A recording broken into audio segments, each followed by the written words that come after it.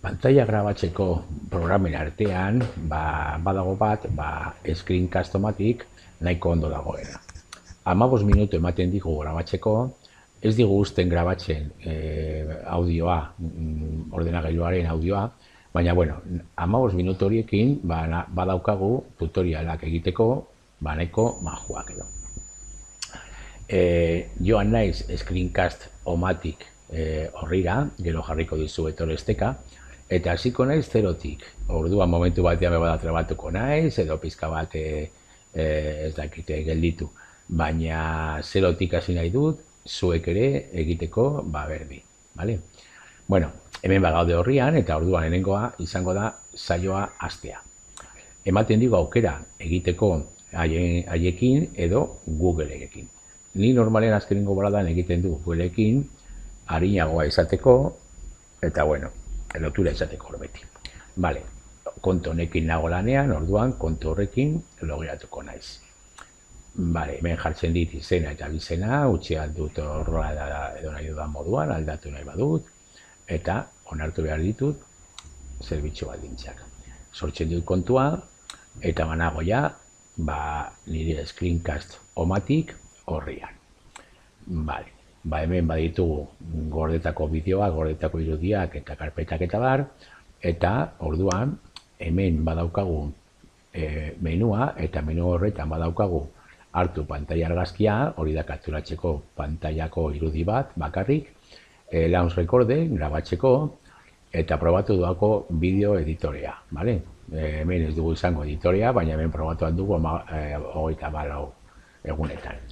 Hasiko gara grabatzen, orduan launch recording egingo dugu, launcher deskargatzen, deskargatu behar du programatxo bat baitare instalatzeko ordenagailuan, sakatuko dugu eta instalatuko dugu.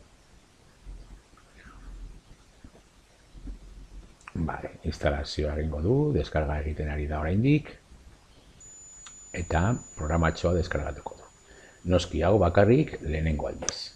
Gero eskriptorioan izango dugu programa, eta hortik abiatuko gara beti kapturak egiteko.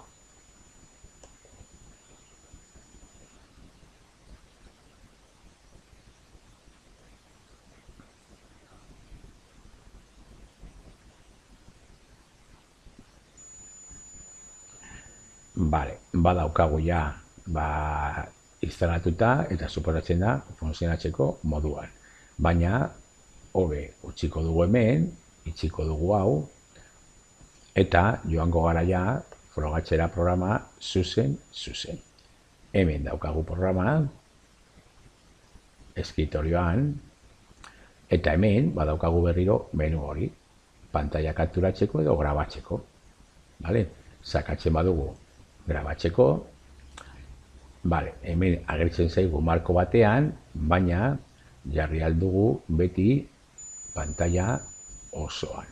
Luzatzen badugu, esango diogu, pantalla osoan egiteko. Nola hartzen dugun, izkina batetik edo, nola moldatzen dugun, edo hemen preferencias. Moldatuko gara, tamaina, pantalla completa. Hor, egingo dugu pantalla completa, eta hemendik aurrera ja, hasiko gara grabatzen. Hemen badaukagu hori 15 minutu gehienez, hemen hori daukagu 1000 hori izango da kalitatea, bideoaren kalitatea, narrazioa grabatuko du, hartuko dugu zein den mikrofonoa, erabiliko dugu mikrofonoa, eta hemen badaukagu sonido del ordenador, baina ezin dugu erabili hori premium delako. Orduan hasten bagara grabatzen, ja egongo ginateke grabatzen. Gelditzeko egingo genuke klik botoi horretan eta etxo. Eta hemen orain baditugu aukera batzuk. Guardar edo cargar edo compartir rápidamente, linka edo editar, baina hori da premium.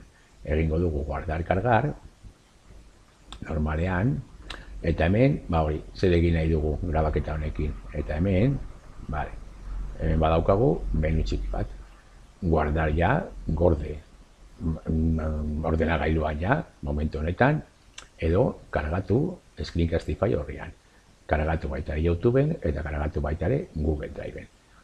Hemen deskargatzeko, hori gordeko du ordenagailuan, ez dago arazorik, kargatuko dugu horrian, Screencastify horrian.